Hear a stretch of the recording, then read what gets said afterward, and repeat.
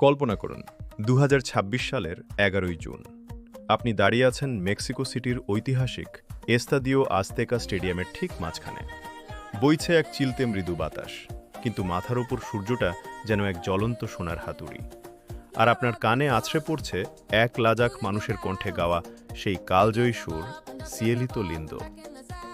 মেক্সিকোর কাছে এটি কেবল একটি টুর্নামেন্ট নয়, এটি ফুটবলের পবিত্র ক্যাথেড্রালে ফিরে আসার এক পরম মুহূর্ত।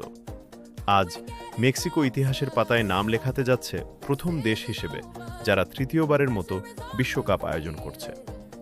আজতেকার এই ঘাসগুলো যদি কথা বলতে পারত, তবে তারা ফিসফিস করে শোনাত ১৯৭০ সালের কথা, যখন ফুটবল সম্রাট পেলে এই মাঠেই বিশ্বজয় করেছিলেন।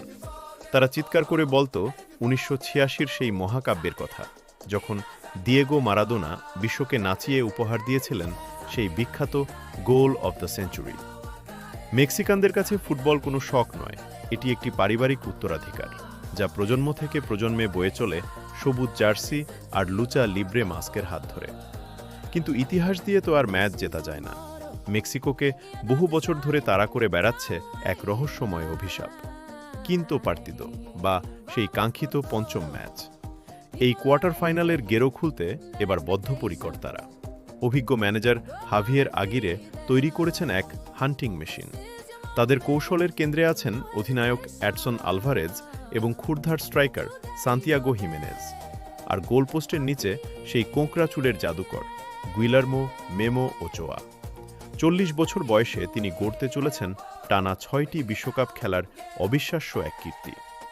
গ্রুপ এতে দক্ষিণ আফ্রিকা, দক্ষিণ কোরিয়া এবং চেক প্রজাতন্ত্রের মুখোমুখি হতে মেক্সিকো আজ প্রস্তুত। লক্ষ্য একটাই, যে মাটিতে পেলে আর মারাদোনা ঈশ্বর হয়েছিলেন, সেখানে এবার মেক্সিকান কোনো কিংবদন্তির জন্ম হবে।